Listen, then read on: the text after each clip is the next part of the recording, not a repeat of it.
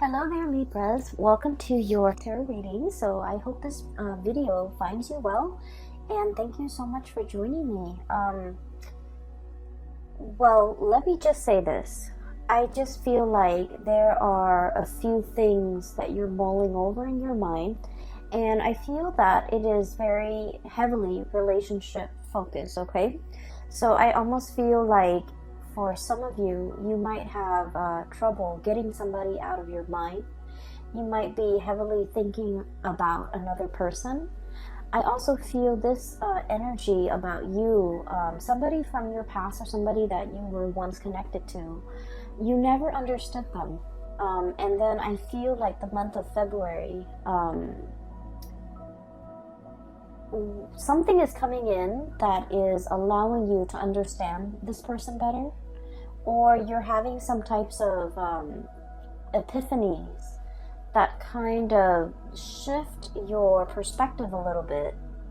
It's not drastic like the Tower, but I feel that you're reminded of this person for the month of February. And I feel that you are heavily thinking about them, and you're heavily thinking about the qualities, the quirks about them that you might not have understood before. I feel that it's making a lot more sense to you, okay? So let me just talk a little bit about the scene that I was seeing when I was shuffling the cards.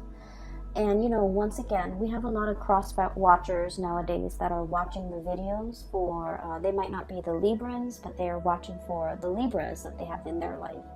So take this how it resonates, and just know that energy is interchangeable. And you could be either or in the scenario that I am reading for, okay? So first of all, I see this scene, and it looks like a street side cafe. Very informal street side cafe, and it looks almost like it's in Paris, okay? Like a Parisian coffee shop. And there are those metal chairs and metal tables, cute little tables for like two, kind of laid out on the sidewalk, and people could just sip on their coffee and have their lunch or have their brunch while looking at the people passing by. So I kind of see a little bit of an upscale coffee shop, and it's in a very busy square. There's a lot of people passing by, and I see this couple. They seem like they're clearly a couple to me.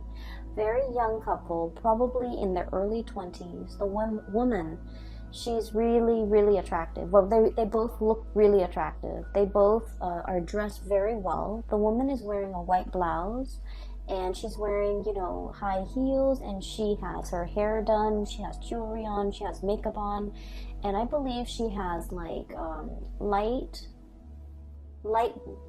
curly, short, blonde hair. She looks very stylish, like she could, either work as like a fashion editor or something very, like she just looks like she's dressed really, really well. And they're sitting at a table, and there's white tablecloth, okay? So already it's kind of like an upscale kind of a place. And right next to her is this man that she's talking to, and it seems like they're dating. He's wearing a twill like blazer. He's wearing a polo shirt underneath, and he's wearing khaki pants, and he's wearing like the loafers. So these two look just kind of like a perfect match, okay? On the surface, they look really, really attractive. They look like they could be fashion models. They just look really stunning. And he's talking to her. He's telling her about some event while he's eating, and he has like a fork in one hand, a knife in the other, and he's cutting his food up, and he's talking to her very excitedly about something. And she's half listening, okay? She's half listening. She's sipping her cappuccino or her coffee. And while he's talking, she kind of looks past him, like past his shoulders. And what's really drawing her attention is this other man that is, he's not in the cafe. He's kind of like on the outside, sitting behind the man that she's dating. He's got long hair. He looks very, he just doesn't look, kempt like a fashion model the way her boyfriend looks. but he's an artist. He's a street artist. And he draws like city scenery of Paris. He draws like the tower. He draws like the cafes with the busy people. So he people watches. And she's looking at him. She's looking at the artwork, and she's kind of admiring the artwork. And I feel like, you know, while her boyfriend is talking, she's not invested in the conversation. She's half-heartedly invested in that present moment with her boyfriend. And I just frankly feel a little bit of a sense of boredom, okay, coming from her. I feel that this energy might be you, okay? And so what I'm feeling is this. I'm sensing that there might be a relationship in which, on the surface, on paper, you guys look almost like a perfect match, okay? Like a perfect match, a match made in heaven. You guys like the same things. You guys like have mutual friends. I'm seeing a lot of people that might have, like, you know, graduated from the same school, graduated from the same university, attended the same prep school, attended the same med school, attended the same law school, and then just naturally you found yourself together, going through, you know, these big major life-changing moments together. And then you feel almost as if, oh, that's the one. We're meant to be together. We're meant to be together for till eternity. And keep in mind that, you know, the two people in this scene, they're very, very young, like in their early 20s, which indicates to me they might not know themselves very well. And I don't want to offend, you know, 20-something-year-olds, but I just feel like they haven't really dated enough. They haven't really, you know, learned what love really means. And so it's kind of like a relationship where they might have, you know, graduated from college together, gone off to law school together, and life circumstances just worked out in a way where they're constantly circulating around the same social circle, or they just inevitably run into each other because of the networks they're involved with, and then it might seem like fate, okay? When in fact, it's just, you know, it's a numbers game. So I feel like there's a situation here where you are putting a lot more meaning into the situation than it warrants. Does that make sense? So I'm sensing as well, for those of you who might have been together with a person for a long period of time, there's this period of kind of like boredom, okay? Wanting to see what other options are available, wanting to kind of get out there and explore relationships, date other people, wanting to have more fun, wanting to have more chemistry, wanting to have more passion, wanting to feel desired, wanting to feel alive again. So I do feel this sense of mundane, this sense of, I wish there was more to this. I wish things were a little bit different, okay? So that's what I'm sensing based on that, the image that I saw, okay? Let me talk a little bit about the cards. I feel like the cards are kind of split this way. It's like a zigzag, okay? Zigzagging. That's what it feels like to me. And so let me talk about this person here. I see the two of you looking at each other. Okay? I feel like, and this is where I don't know which one you are. Okay, so the energy, once again, can be vice versa. Pick whatever side you resonate with as a representation of your energy. So this is the couple. Okay, and this is the couple where I feel like, you know, you thought it was fate. You thought it was like, wow, what are the odds that we constantly run into each other? We constantly know the same people. It just happens that your social circle might also dictate who you run into, who you connect with. And so what seems like fate is in fact just like a numbers game, the lottery regarding the social circle and the networks that you are involved in. So what we have here is this Temperance card as well as the Eight of Crystals, okay? This is one person. This person is very colorful. This person is like, you know, the wild animal, the zebra. Blend into their environment. Zebras have the stripes so that they can blend into their environment, okay?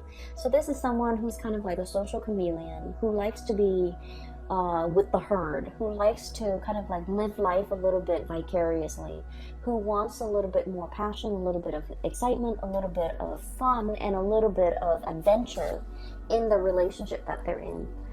For some of you, this could be you, where you want to travel, you want to see the world, you don't want to live in one sedentary place, you want to change location, you want more out of your life, okay?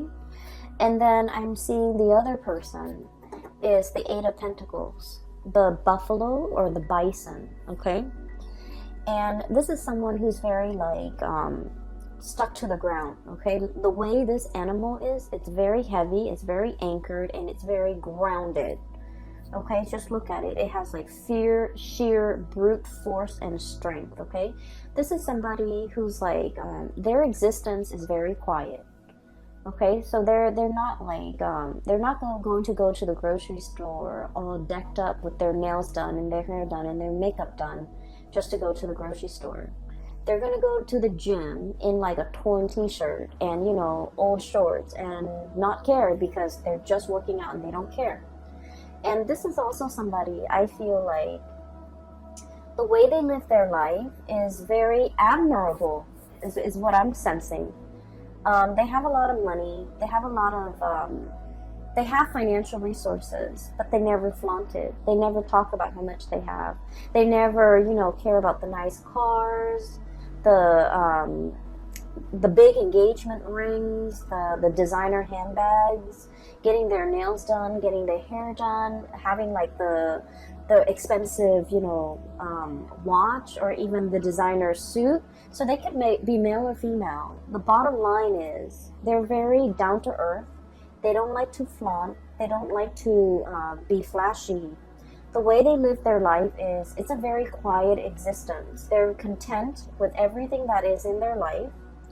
And I feel in a way that the other person might regard this person as lacking in spontaneity, lacking in excitement. So somebody here is thinking like this relationship might be a little bit dull, might be a little bit boring. This person is not very spontaneous. This person is not very exciting to be around. Okay, so I feel like one person is really wanting travel, adventure, excitement, newness, and the other person could be a little bit more of a homebody.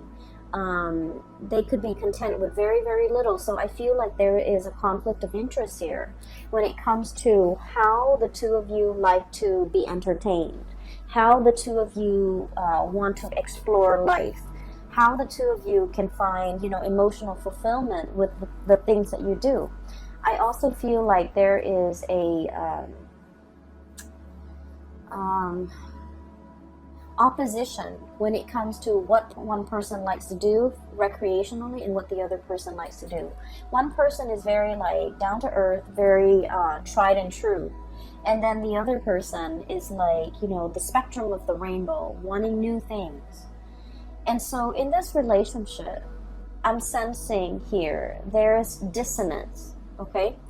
It's like not being on the same page, not really jiving with one another anymore, talking and living life on different wavelengths, no longer crossing paths or no longer feeling like you are in alignment with one another. For some of you, what could have started out as like a very passionate affair could have now settled into a very comfortable relationship. We have here the Two of Cups, okay? This is like a comfortable relationship where two people are comfortable with one another.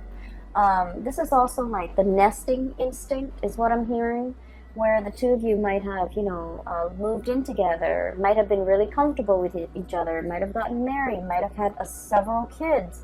And so the spark might not be as strong in this relationship as it was in the past. And then I'm also feeling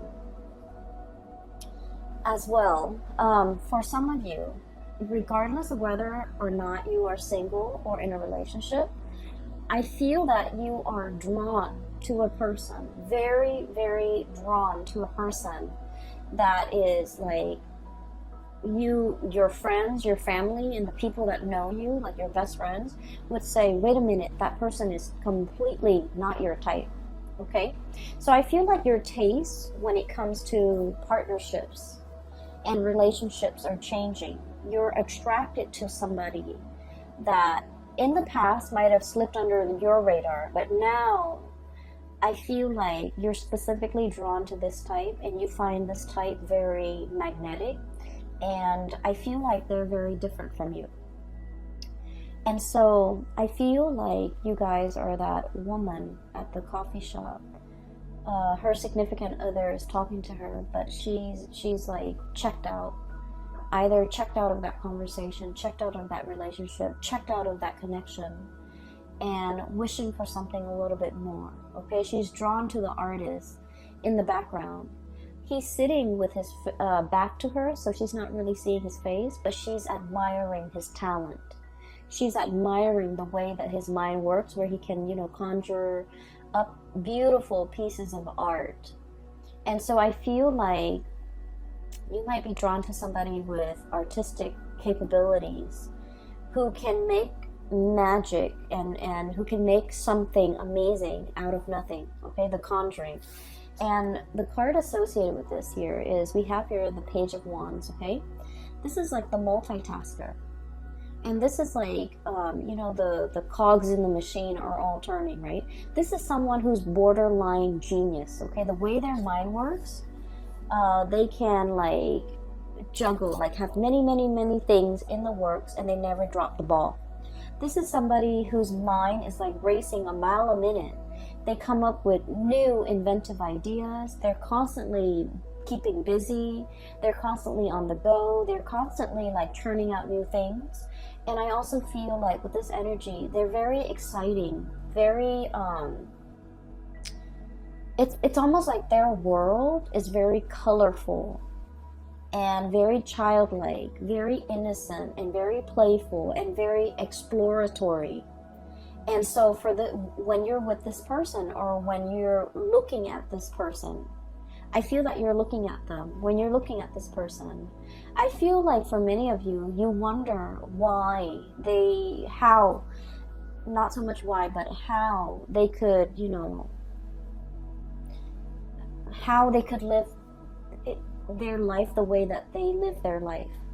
How their minds can churn out a million masterpieces or ideas in such a short amount of time. How they could be so smart, how they could get so much inspiration, how they have the time to do everything, how they're always, working on one thing after another. So I feel like you are enthralled and very taken in by this person. And I feel like their energy is really, it's really fascinating, because I feel like this is someone who's very creative. It's like a mad genius, a mad scientist. It's somebody who works with a lot of things. They could like work with their hands. They could have like, have a main job and a side job. They're juggling many, many things, and they never skip a beat. They never drop the ball. They never fumble. And yet everything in their life is kind of like a well-oiled machine. Everything is going really well in their life. And you're looking at this person and you're wondering, like, how do they do it? How do they do all of this? How do they find the time? And I feel like this is somebody who's really capturing your attention. And this is somebody that you are heavily looking at and wondering, I feel many of you might be admiring this person from afar. I feel that for many of you, this might be like harboring like a secret crush. I also feel for many of you, you really like this person. You're constantly checking around to see where they are. I literally just saw like some of you who are in school, like in universities, in law school, in med school, in grad school, whatever schooling you are in. Maybe you're watching this and you're in high school. I feel that you're checking around, you know, when there's class, when there are meetings, when there's recess, when there is even like breaks. You're trying to see where this person is. You're looking around, scanning the crowd, trying to you know, get a glimpse of this person. So I feel that it is the beginning of a very, very big crush that we're harboring for another person here. So that's what I'm sensing, and I do feel a little bit that some of you might be in a relationship and you're trying to figure out a way out of it. I feel that you are not emotionally fulfilled in that relationship, and you're thinking about shifting and going out into the world to find someone who's a better fit for you. And it has nothing to do with, you know, how you feel about the existing relationship. I just feel, or the existing, or the previous person. It has more to do with the fact that you might have outgrown a relationship, and it might be attributed to the fact that, you know, you might have met this person when you were really young, fell madly in love, thought it was the one. But then, you know, life circumstances, we, you know, go through different phases in our lives, and we just drift apart and we grow further and further apart. So I feel like it's through no fault of your own. It's also not their fault. It's just the two of you have kind of like reached the end of a relationship. And I do feel for many of you, this was like somebody that you met when you were very young, and the passion and the chemistry was like off the charts. But as the two of you settle down and get into a relationship and have this quiet existence, you might want more out of life, out of a relationship, and they might not. They're comfortable and they're not really trying as hard, okay?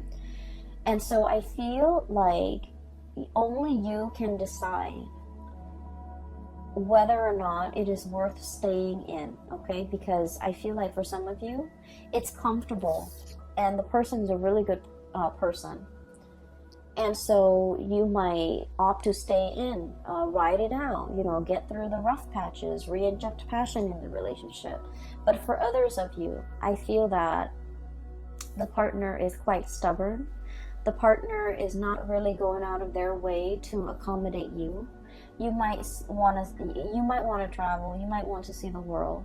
You might want to have a little bit more fun. And every time you ask the partner, like, hey, let's plan date night. Let's meet up with my friends. Let's go here. Let's go there. I feel like they're a little bit like a stick in the mud. And they like their own company. They like their own space. And they might not be very social. And so I feel that you're looking at them and you might want out of this relationship, because you might not feel like they're investing in the relationship, or they're trying their best to maintain the relationship with you. And so you feel like your life might be more colorful elsewhere, okay? So that's what I'm sensing here. So let's talk about your voyage, okay? Because I feel like the zigzag might explain that. So there's a new person coming in that is really capturing your imagination. And some of you might feel like this person is a soulmate, is a kindred spirit, is kind of like a lost soul, a connection that you highly, highly respect and highly value. And I also feel that you feel the warmth, a lot of warmth and a lot of passion and inspiration coming from this person. And we have as well the Ace of Wands, okay? So this is like really strong, very, very strong chemistry that you have towards another person. And when I see this card, this is all about like the raw instinct, okay? Like the animal instinct, okay? Thinking like this. It's like fight or flight survival mode, and it's just like the raw passion in a relationship or between two people. And it is really strong. So I feel like not only is there like a very strong soul connection, but there is also immense passion and chemistry that you feel for another person, and they vice versa feel for you. I'm feeling very strong Aries energy, okay? And Aries is your polar opposite. So whenever polar opposites connect to, there's a lot of strong passion, a lot of strong chemistry, like it is through the roof. It can be sliced with a knife. Everyone in the room will feel it. And so it's not just you, the other person is feeling it too, because I feel like, you know, the energy is reciprocated here. A lot of the times too, when we are dating a polar opposite sign, or there can also, you know, it's a great passion and great chemistry, but it can bring a lot of incompatibilities to the surface, okay? So if we're ever dating like an opposite sign, it is very important that we take the relationship very slowly and look at the relationship objectively rather than through blinders, because the passion can cloud our judgment, okay? Make sure that there's a lot more compatibility, or make sure at least, you know, if you don't agree on certain things, at least you don't have innate like ideological differences where the relationship will not work. So for example, one person might want an open relationship, another person wants a monogamous relationship. How is that going to work, right? And then, for example, one person might want to settle down, have children, and the other person wants to travel the world. How is that going to happen? How is a relationship going to form? So it doesn't mean that it can't work. It just means you need to take things slowly, get to really know this person before you start planning a life together. Does that make sense? So I feel like you guys are sensible enough. But I feel like the connection here is very strong. And it's very desire-based. And that's why I would urge you to try to look at this objectively. So that you're not swept off your feet, okay? So I definitely feel here, one connection is like on the rocks. It's hurting. It's drying up. It's shriveling. And I feel that you are wanting to move away, okay? Queen of Swords. The Queen of Swords is, the way I look at it, it's like, it's a woman who has been traditionally, you know, she's been very, very hurt in the past. Okay, so I usually look at this card as somebody who's been through their fair share of emotional disappointments, okay? Like a series of emotional disappointments. And as a result of it, this person is very steely. They're a little bit icy, and they don't trust people easily. It's hard for them to open up to new love, and it's also very hard for them to express themselves emotionally, okay? I feel like there was a relationship here in your past where you didn't feel emotionally fulfilled. I also feel like you've told the other person many times, I like it when you do this, and I don't like it when you do that. But for whatever reason, you're very straightforward with them, and you're very clear about what you like and what you don't like. But for whatever reason, it's fallen on deaf ears. Like, you might tell them, I like roses, I like lilies, I like cherry blossoms. And yet, you know, event like holidays and major milestones go by, and they never get you those things. Okay, it's as simple as someone not listening. And then I also feel like this person is like, for example, for your birthday, you wanted to go out, and you're like, I want to go out with my friends, I want to be, you know, with the company of others, and I want to go dancing. And this person is just like, oh, you go ahead, you go and you know, hang out with your friends on your birthday. I don't want to go dancing. I don't want to, you know, be along or be amongst like a big crowd. But you go ahead. It's your birthday. You go ahead. But that's not the point. The point is you wanted them to share this experience with you. And for whatever reason, I feel like they might be a little bit insensitive, okay, in your eyes. But then I'm also feeling, in their defense, it's like, maybe birthdays mean a lot to you, but it might not mean a lot to them. And so that's why they just want you to have fun. And so if they're coming along and not having fun, they don't want you to worry about them. And so that's why they'd rather excuse themselves and remove themselves from the picture. That way you can be with your friends and do the things that you like on your birthday. So I definitely feel like this person, the way their mind works is very, very practical. Whereas your expectations and the things that you want might be a little bit more like, I just want you to share this moment with me. But rather than saying, I just want you to share this moment with me, I feel like it's hard for you to say that. And then I also feel like there is a lot of like emotional stifling, or I'm sorry, emotional suppression. Not knowing how to express ourselves emotionally, not knowing how to ask for what we want. It could be from you or from the other person. Not knowing how to tell the other person to give us what we want. But either way, I feel that some of you might have already cut off this connection and you're looking for love elsewhere. For others of you, you might still be in this connection where you're not feeling that emotional nourishment and you're contemplating cutting off the connection, okay? We have as well, moving in, we have the Three of Swords, okay? So what I was looking at earlier is, it's sort of like this. Moths to a flame, okay? Something is really catching your eyes.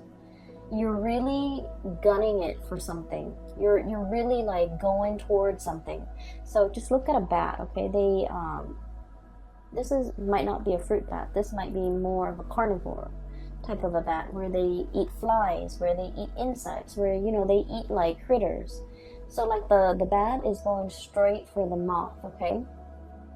So what I'm seeing is there's another person that is whose presence is kind of like the light in your life. If you're living in a bat cave, it's dark, it's damp, and it's dank, and the scenery is probably not very inspiring. There isn't a lot to look at, and overall, it just feels almost as if you need the sunlight, right?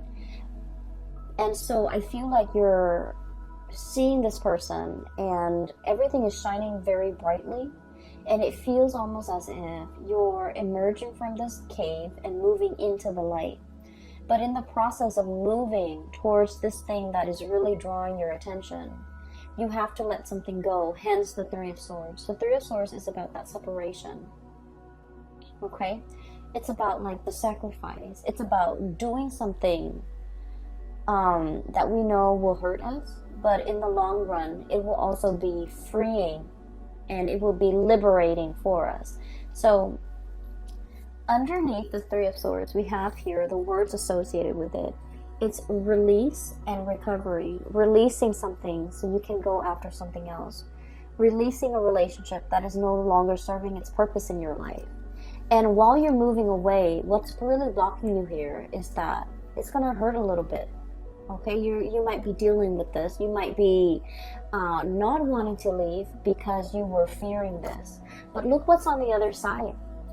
We have Queen of Swords and we have the King of Swords. And the only thing that's separating them is this distance, is this sacrifice, is this, like letting go of a relationship that's no longer serving you so that you can achieve this relationship here with your counterpart that is made perfectly for you. So we have here a match. The Queen of Swords and the King of Swords. When two cards that are court cards of the same suit comes out, and especially the King and the Queen, this is like a preordained connection. This is a soul contract. This is a connection that you have had with each other in a past life, and you're coming into this lifetime to continue to walk through the next phase of your life's journey together. This is a coming together of two people who are very like-minded, who are also incredibly, I feel like compatible, okay? I'm seeing for many of you who might be the feminine energy, the female watching this, regardless of whether or not you are the cross watcher or you are the Libra, I feel that you already know who your counterpart is. You already know who this person is. Okay, the bat is looking straight at the king. However, the masculine energy, and once again, you could be in a same-sex relationship, but whoever embodies the masculine energy might not be aware just yet, might not know just yet. So I feel like there is a need to release something in order to find your true love.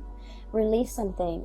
Some of you, I do feel strongly that you're in love with someone and you're in a relationship, and you have to kind of like figure out what you want to do with that existing relationship so that you can move forward with the person that you really love. Some of you are in a relationship that is no longer serving its purpose in your life and not making you happy anymore, and it has nothing to do with the other person. It's just the two of you might have, grown apart. And so do you stay in it because it's comfortable, or do you want to release it so that you both can go out into the world, return to dating, and find find the ones? And so I feel here there's already somebody who's really capturing your imagination, who's really like the sun and the stars and the moon and the light in your life. The world is very warm and welcoming when you're with them. You feel very, very happy. You feel like you're on cloud 9. You feel like there's so much optimism in your life when you're with them. There's so much possibility. They bring a sense of like wonder and magic into your life. And I feel like some of you might be thinking, I was so lost, but then as soon as I saw this person, I just knew there is a resonance. I just knew that, there's something about them calling out to me, like drawing me out. So I feel like it's a really strong soulmate connection.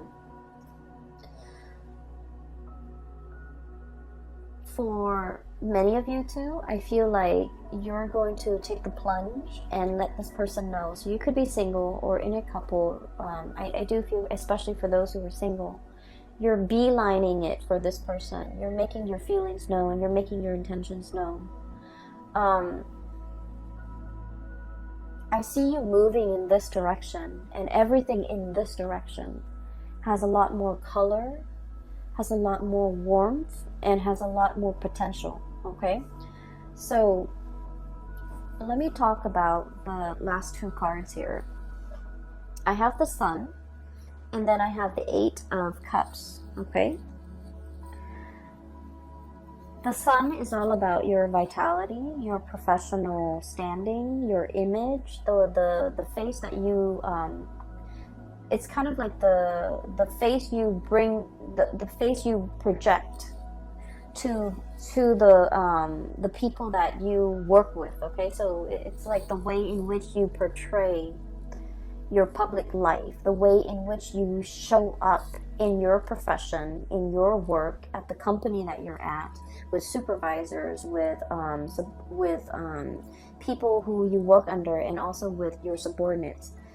And I feel like there's a lot of opportunities here for success. Okay, I also feel there's a situation here where the place you're at is very, very stable. And let me show you the Sun. It's a beautiful depiction. The place where you're at is very, very stable. There's room for growth. You have a lot of people who hold you in a high regard. A lot of people like you. A lot of people seek you out. A lot of people pick your brains. And so you feel like you're in high demand, and you also are very respected. Okay, so in your professional life, you've got a social standing, or you've got like a reputation that is really, you have a really good reputation. You have a sterling reputation. I also feel like there might be a new job or something beckoning you to move in a different direction, and you're just like, I'm not really sure if I can, leave this work environment behind, I'm really happy here. A lot of people respect me. If I go to the new work environment, I have to start over. But I feel like it's a very opportune time to get this moving for yourself, because where you're headed in the future, things look very abundant. And where you're at right now, if you're staying there just out of the spirit of safety, I feel like you're no longer growing. And I feel like you're denying that side of yourself, or that part of yourself that is looking for newness, that's looking for adventure, that's looking for an opportunity to kind of show itself. So whatever you've been wanting in terms of newness, new relationship, new work, new jobs, new location, opportunities for travel, all of those things are coming into the picture. And I feel like it's almost like a snowball effect. You accept one offer, and then more of them will keep coming, and eventually you're going to get everything that you've always wanted. But you kind of need to take the step, like the first step in the right direction. Okay? In a dead-end job, think about changing your career. So I feel like drastic changes need to be made and need to be decided upon from your end in order for things to kind of gain momentum and traction, and for things to kind of like snowball and happen very, very quickly. And I'm feeling like it's not just one area of your life. It's multiple areas of your life where you might have just thought about it, but you haven't taken the steps to make these changes, or even to take up and make these decisions so that you can move your life along. And so the month of February is providing you with a lot of steam, a lot of drive, a lot of courage in order for you to move your life in the direction that you feel is more fruitful for you down the line, whether it be a new relationship, a new career path, taking on this new project, or even as highly regarded as you are in the work environment. Once again, this is somebody who's like a multitasker, right? They're like the taskmaster. They're on top of everything. They know everything. They're an expert. And so you feel a little bit nervous about having to move to a new situation and having to start over, having to learn things from scratch, having to ask other people, not having the information and the knowledge already at your disposal, and feeling like a newbie. I feel like you don't want that. But at the same time, it's giving you a lot of opportunity for growth, okay? So, new things cannot come in unless we release the old. And I know it sounds so cliche, and as an air sign, it's like, intuitively, it makes sense to us. But then on a physical way, it's like, why can't we have it all? We have two hands. Why can't we, hang on to the old with one hand, or hold it in our hands, and then grab for the new with the other hand? Why can't we do that? Why can't we have both? Why does everything have to come at the expense of something else? Why are there opportunity costs? Why are there sacrifices that need to be made? Why can't we have like one hand in each pie? That's what I feel like you're thinking. Maybe for some of you, you're in a relationship with someone and it's no longer as exciting, and you're even wanting to experiment with another person. For some of you, you don't want to leave your job, but something else is calling, like a new job opportunity is calling.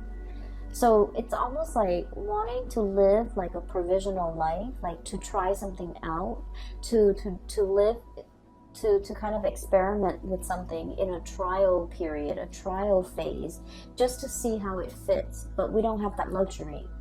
And so I do see a lot of temptation here, a lot of desire that you have towards something new. And I especially see it coming through with another person. And you're really looking at this person. I do feel that.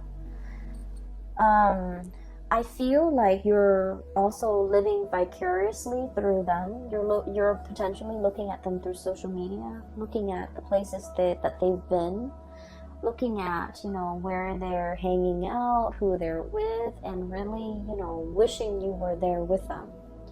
And then I'm also feeling, with this 8 of Cups, if you look at the starfish, it's kind of trapped, bogged down by the weight of the seaweed, okay? It's kind of like entangled with sea urchins and seaweed, and it's in a state where it can't really move, okay? Being immobilized. having so much baggage or having so much stuff where you're kind of tied down. So for many of you, there might be a relationship here that you feel like it's hard to extract. There might be children in the mix. There might be joint finances. There might be, you know, mutual friends, mutual, like, even close family members that it's like your family is their family now. So it's really hard to extract. It's really hard to extricate. And so I do feel this new energy is really calling to you, and at least you have been trying to manifest it, have been trying to call it in for you, and it has taken a really long time. And now that it is actually here, you don't really know what to do. You are definitely aware of what your options are, Libras. I feel that you're totally aware. But at the same time, I feel that you take a really long time to make decisions. And I just want to say that this is something you need to speed up on, because I feel like with all of these, it's like all the colorful, the newness, all the spectrum of the colors on this side indicates to me, you know, that it's very positive for you. And so when I see something very, very positive here in your future, and things that might not be entirely positive here, that's lackluster here and underwhelming here, whereas everything here is really bright and just delicious and just, you know, warm and very emotionally and physically fulfilling and appealing to the senses, I just wouldn't understand why you would not partake in this and instead, you know,